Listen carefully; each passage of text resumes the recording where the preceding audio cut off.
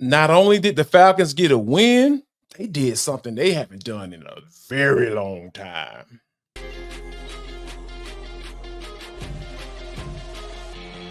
This is Locked On Sports Atlanta, and it's time for the Atlanta Football Party, only on Locked On Podcast Network, your team every day.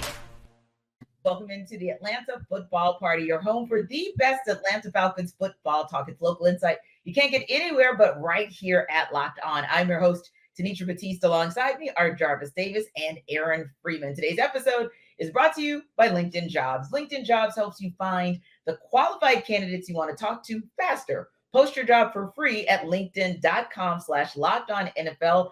Terms and conditions do apply. And of course, the Atlanta Football Party is part of the Locked On Podcast Network, your team every day. So Thursday's game was as wild as it gets, but definitely we know that there were some impressive plays and players even more so than what we saw at the end of that game. We'll talk about who impressed and who shined on the defensive side of the ball, and also another big divisional game coming up this Sunday. What do the Falcons need to do to come away with their third dub in a row against a divisional performer or team rather? But before we do that, we do want to take a step back to Thursday because that game was absolutely incredible. I'm sure Jarvis, Aaron, I'm sure that our fans were on the edge of their seats just like we were, trying to figure out what was going to happen. And of course, the Falcons ended that game with a whopping 550 yards of total offense in that crazy win against the Bucs Thursday. And much of that came courtesy of Kirk Cousins, who threw for 509 of those yards. So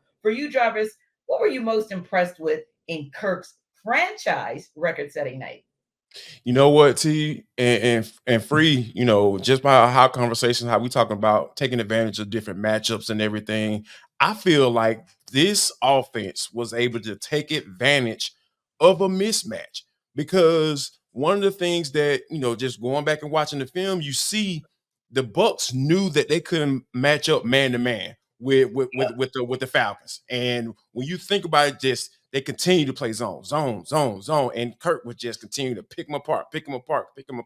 I was like, this is absolutely great because a lot of times when we talking about leading up to games, on the Atlanta Football Party and on Locked On Falcons as well, we talk about the Falcons needing to take advantage of a certain matchup or somebody being down or somebody being out. And Free, I remember our conversation we had when we talk about Antoine Whitfield, how he just is a little neck to the Falcons when it comes to when they come to that matchup when they play against the Falcons. So I think that, with Whitfield being out and then Jordan Whitehead ended up going out later on in the game, you just saw it. And KJ Britt, a guy who's not a pass coverage linebacker, he's more so his strengths are, stopping the run. So when you think about the middle of the field and how it was just carved apart all night long, I think that, Kirk Cousins not only, shined and put up the gaudy numbers, but I feel like he commanded respect from a game planning standpoint because Todd Bowles went into this game saying, you know what, we're not going to be able to match up man to man with these guys. So here, we're going to zone this bad boy out and pray everything works out. And it didn't, thankfully, for the Falcons. So, yeah, when you talk about commanding respect, taking advantage of matchups, this was that game, and that's what impressed me the most.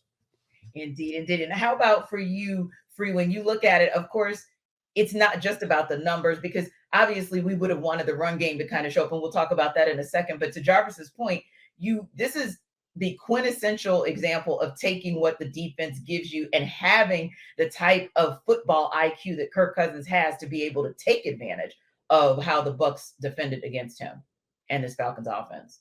Yeah, I think so. And what was interesting going back and rewatching the game where like you saw Kirk being a lot more aggressive, trying to push the ball down the field. You saw him throw with a little bit more anticipation over the middle. And I think those are very promising signs that Kirk has good command of it has growing command, I should say, of this offense. That some of the issues that he had in the first month of the season were that sort of hesitation. Do I pull the trigger on this throw? Do I trust this guy's going to be in the right spot? And I think you saw him show that growth and that trust in his weapons and in this offense on Thursday night. So I definitely think there's a lot of promising signs for Kirk Cousins moving forward.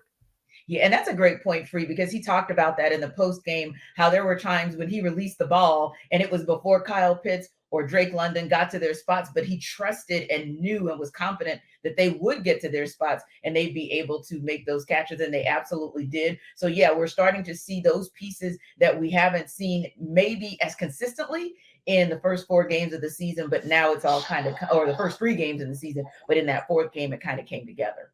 And a prime example of what Free was talking about was that touchdown throw to Darnell Mooney.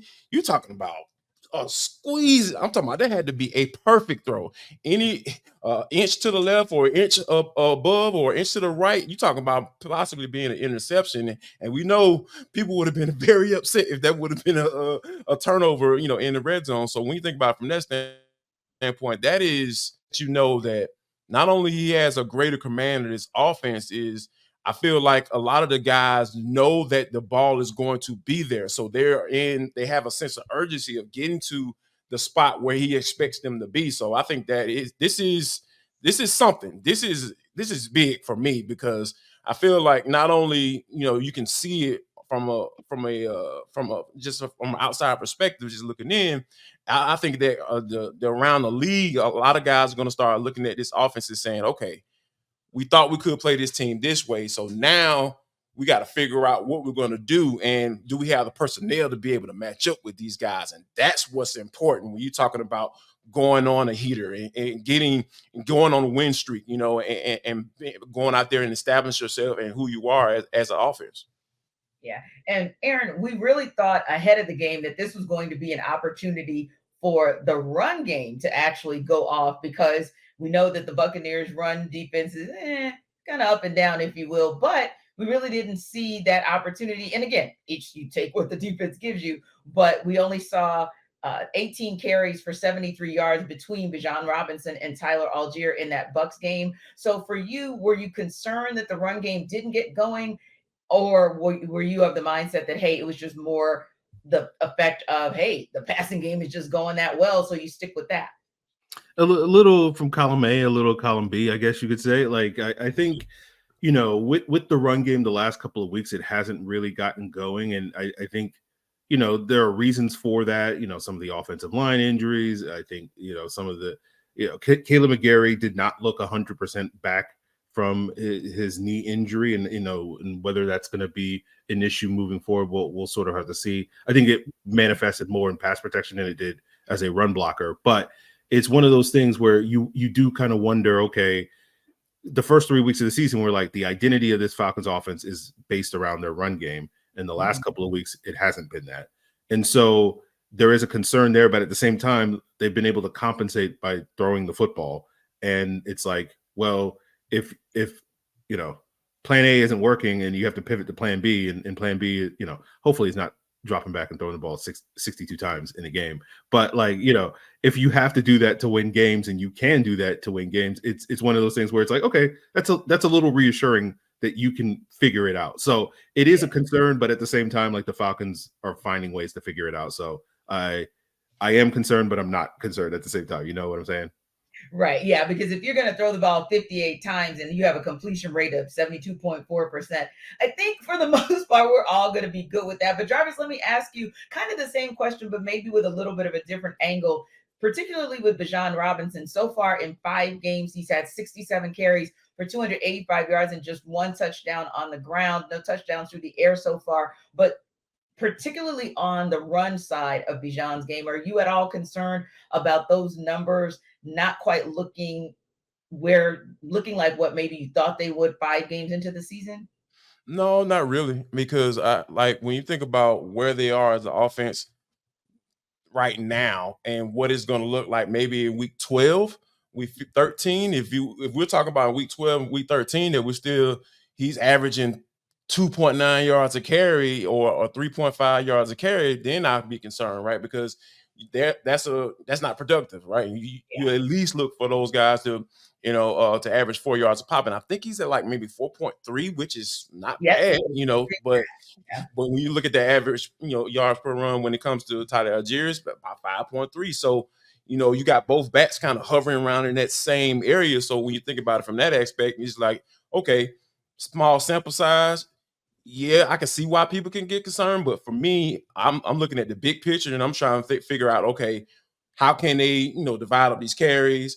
Are they gonna start giving Bijan a little bit more touches in open space and giving the ball out of the backfield? And what does that look like? And as far as can that add up to be, 20 touches a game and more so passing than running, like, or it depends, or is it like a Florida game type situation? So that's what I'm more concerned about as far as the usage than better so than the production. Because, like Aaron said, if you're able to throw the football that many times and win a football game, that is a good backup plan. Because Lord knows, ever since 2021, it That hasn't been your backup plan option. That's not even an option. So to have that option, it feels real good. We're just gonna roll with that. Roll with it. Exactly. So, all right, in my Kirko voice, you like that? I know you like that Thursday. So we're going to talk a little bit more about what we like that we saw on Thursday, both on the offensive side and defensive side of the ball, when we come back in under further review. This episode of our Atlanta Football Party is brought to you by LinkedIn. When you're hiring for your small business, you want to find quality professionals that are right for the role. That's why you have to check out LinkedIn Jobs.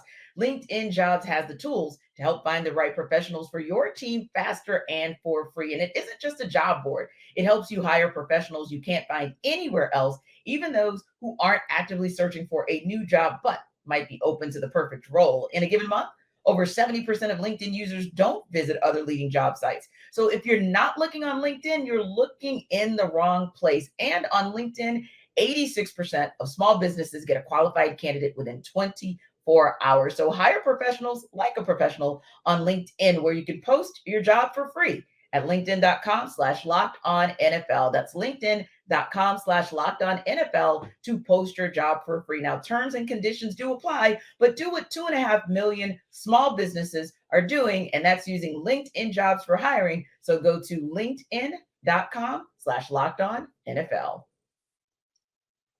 This episode of our Atlanta Football Party is also brought to you by BetterHelp. Now, think about this. We're closing in on the final quarter of the year, and even Halloween, that's one of our first holidays as we go into the holiday season, right? And maybe Halloween is a little bit scary for you. Not for me, not so much. But what is scary is ending this year feeling like I didn't complete my goals. So maybe if that's your concern, therapy might be a great tool so you can face those fears, find ways to overcome them, and maybe complete your goals before the end of the year, because there's nothing scarier than kind of being anxious or panicky about what you didn't do, as opposed to focusing on what you can do. So if you're thinking of starting therapy, give BetterHelp a try. It's entirely online, designed to be convenient, flexible, and suitable to your schedule. Just fill out a brief questionnaire to get matched with a licensed therapist and switch therapists anytime for no additional charge. Overcome your fears with BetterHelp. Visit betterhelp.com/lockedon today to get 10% off your first month. That's BetterHelp, HELP.com/lockedon, and finish the end of the year of 2024 with a bang.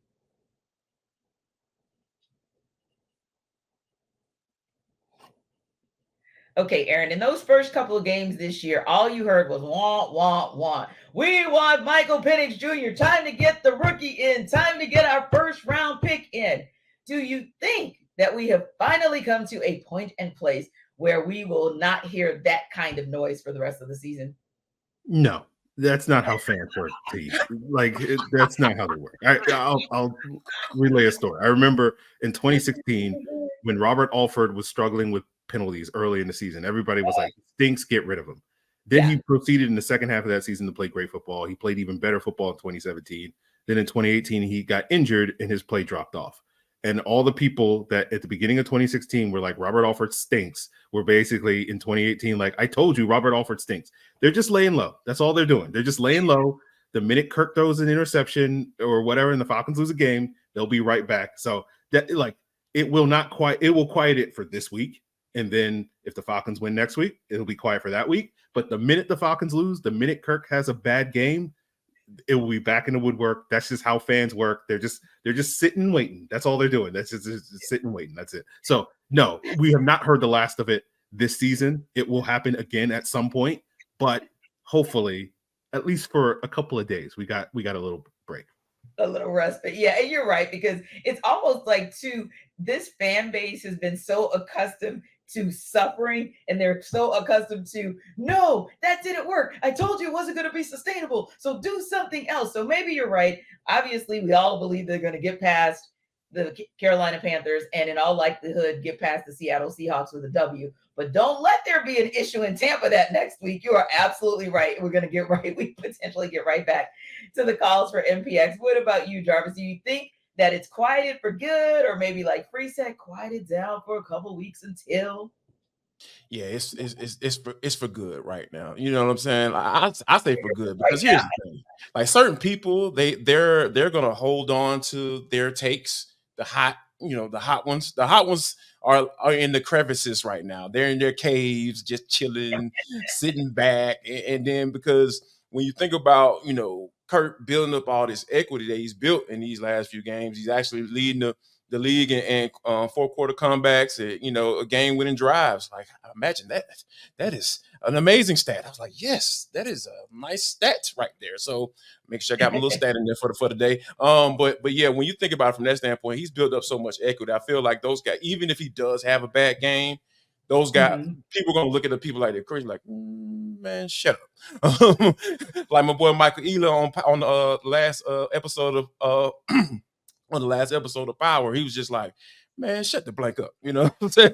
Before I slap the blank out of you, you know what I'm saying? So that's how the Falcons fan base is gonna look at those people right now. Of course they're gonna have their feelings, and they're not gonna change, but they're gonna be quiet, and they're gonna have to remain quiet, because they're gonna be some fans defending Kirko because of the way he's played.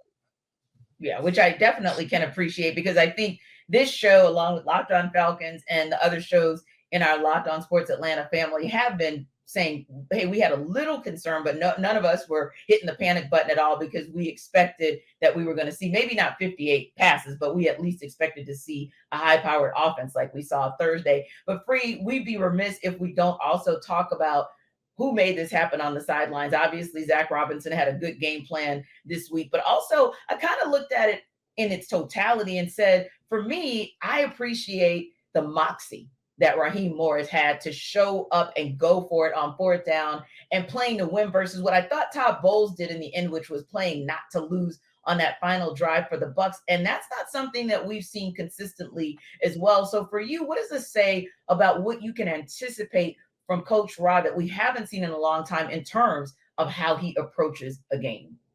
Yeah, I think you spoke to it. It's the sort of aggressiveness when the Falcons have an opportunity to go out there and win the game. They're going to try to go out there and win the game. And when it works, everybody's going to be like, it's awesome. When it doesn't work, and inevitably there will be a couple of times where it doesn't work.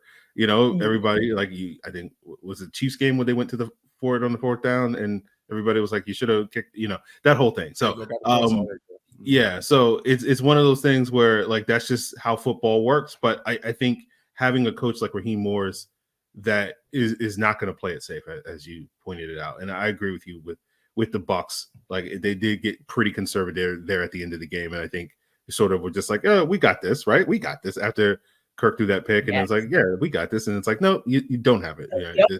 You cannot keep the chaotic Atlanta Falcons down, even in those final seconds. But yeah, I think this is a testament that this is going to be sort of a fixture with Raheem Morris, where he's going to play to win, and sometimes it's going to work, sometimes it's not, and but I like having that aggressiveness on my side, and I do think in the long run it'll work out a lot more times than it doesn't work out.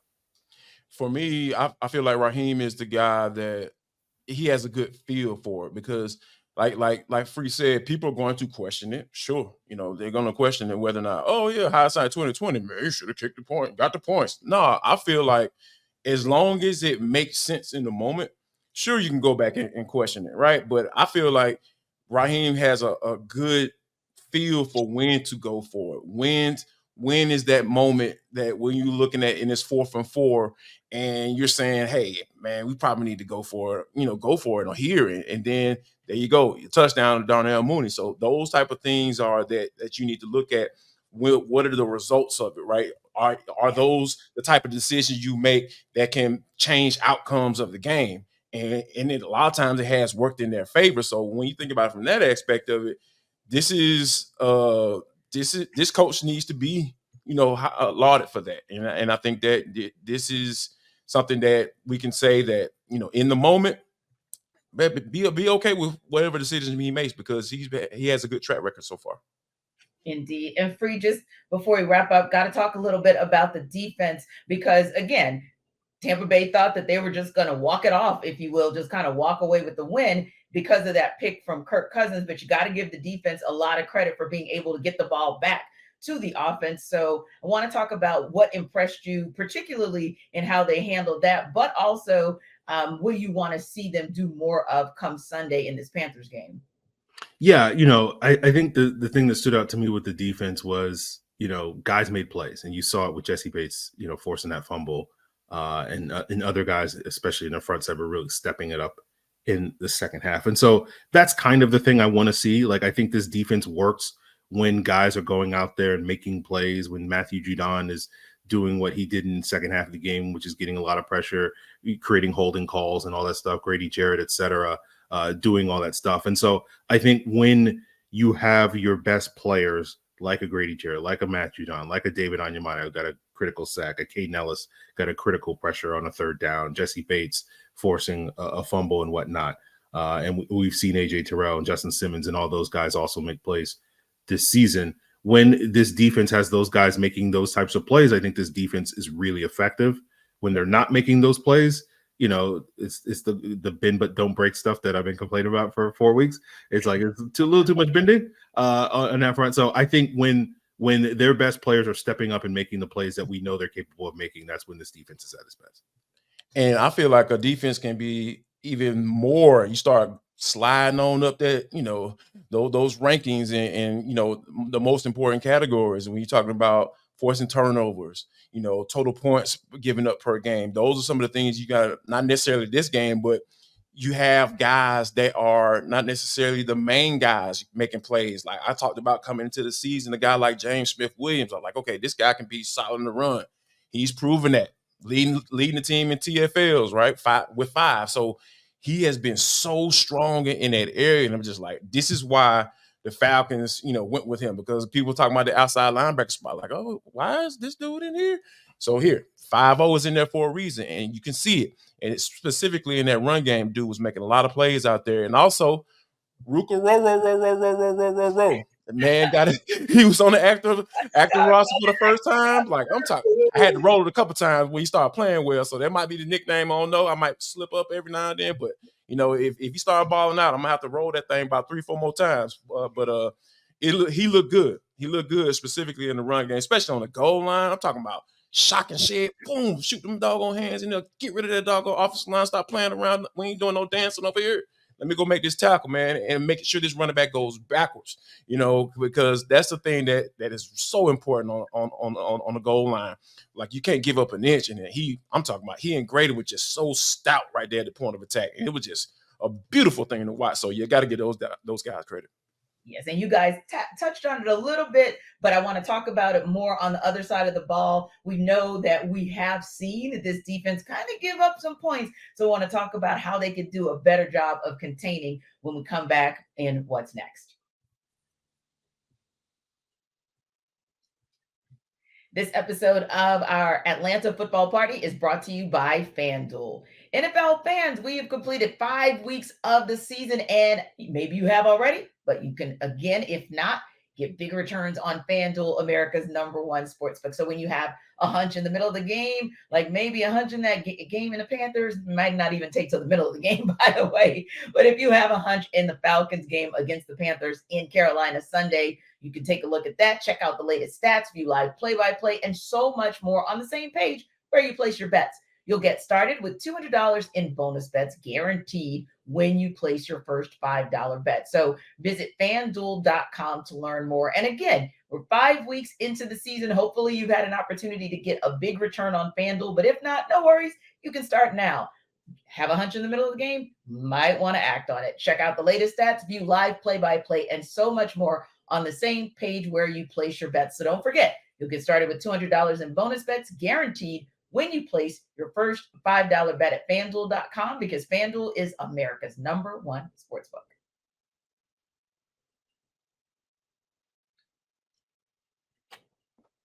Locked On Sports Today is a free 24/7 sports streaming channel and is programmed to bring you the biggest stories daily without all the noise. Locked On Sports Today also brings you can't miss analysis, opinions, and news streaming 24/7 on YouTube or the free Amazon Fire TV channels app, part of the Locked On Podcast Network, your team every day. So, like I said, it's been kind of an up and down where, as Aaron loves to say, a bend but don't break situation where really you don't even want the Falcons to bend, but they have. And if you look at the Carolina Panthers, they have been able to, of late, kind of do a better job of putting points on the board, right? Against the Raiders, 22 points; against the Bengals, 24 points, although just 10 against the Bears. That said, we know what the Bucs were able to do in scoring, and even the Saints. So what do you guys need to see in order to ensure that the Falcons don't get into some type of track meet with the Panthers again this Sunday, based on the defense being able to hold them in check?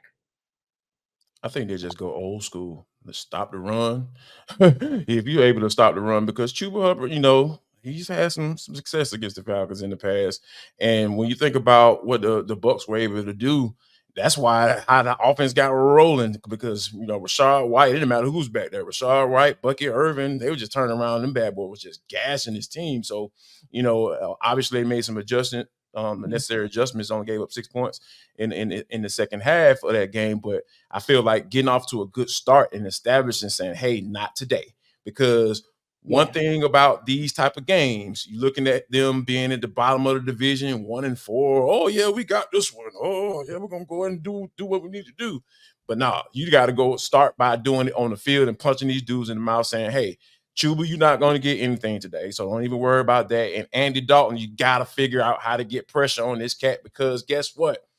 If you give any NFL quarterback time, he's going to find the open man. So, and Dalton is definitely, you see when his first game, when he was named the starter, they end up, you see what he was able to do in the offense. It looked totally different from when Bryce Young was under center. So I think that establishing themselves, stopping the run, and then figure out and heat up Andy Dalton. And I feel like the Falcons will get their first 3-game winning streak since 2019. The infamous Dan Quinn saves his job to win 4 games towards the end of that 19 season. So the Falcons are going for something pretty big, on Sunday. So they got to make sure they establish themselves first and, slap some folks around a little bit.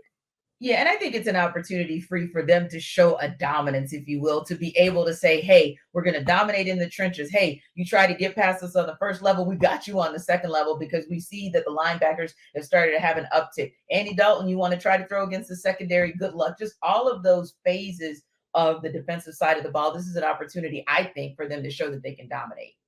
Yeah, I agree. I want to see this defensive line especially get after this Carolina Panthers offensive line. Now, I think the Panthers offensive line is much improved from where it was a year ago, when it was neck and neck with the New York Giants for like the worst offensive line in football.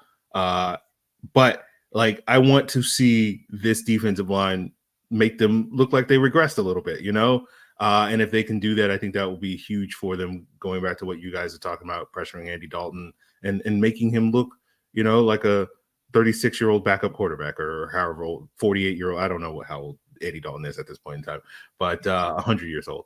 But I think that will be a big part. And we're talking about the defense, but I think the offense has to do its part, because I think the big difference from watching, and again, I didn't rewatch the game later this week, but watching the game live on Sunday, what the Bears did, they got an early lead, and that's a big part of what shut down the Panthers offense, where they basically were like, okay, well, now you have to be one-dimensional, and that's not necessarily how Carolina went to play, which was in their 2 previous games where they were much more competitive. It was Carolina that got off to a good start. So I think if the Falcons offense can do its job as well as defense early in this game, you can kind of potentially put Carolina away early and get this sort of big, impressive win that I think a lot of people are hoping for.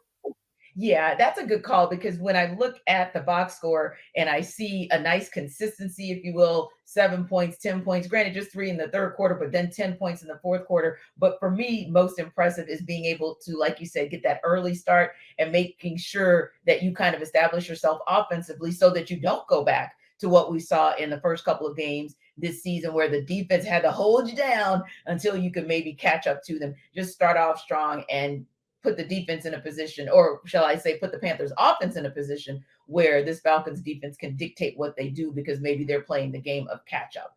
And before we wrap up, we just want to say from the Locked On Sports family, you guys notice it's just a trio today, not a quartet, because our girl Tori McElhaney had a death in the family. She did tweet out and mentioned on social media the passing of her grandmother. So we just want to send our love, our thoughts, and our prayers to Tori and the McElhaney family in their loss.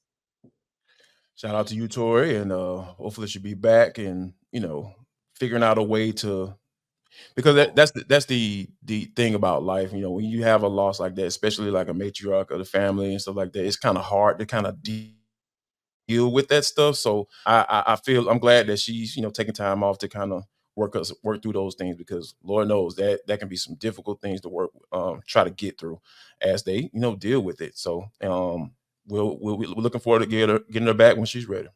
Yes. Yeah. And we appreciate you guys. We know that you've been sending love, light, thoughts, and prayers to Tori as well. Keep that coming. She appreciates it all. And we thank you guys also for making the Atlanta Football Party your first listen of the day. Be sure to stop by Locked On Falcons for your second listen, and be sure to like and subscribe to our YouTube channel. We're also free and available wherever you download your podcasts. We'll see you tomorrow on the Atlanta Football Party, the Dogs Edition.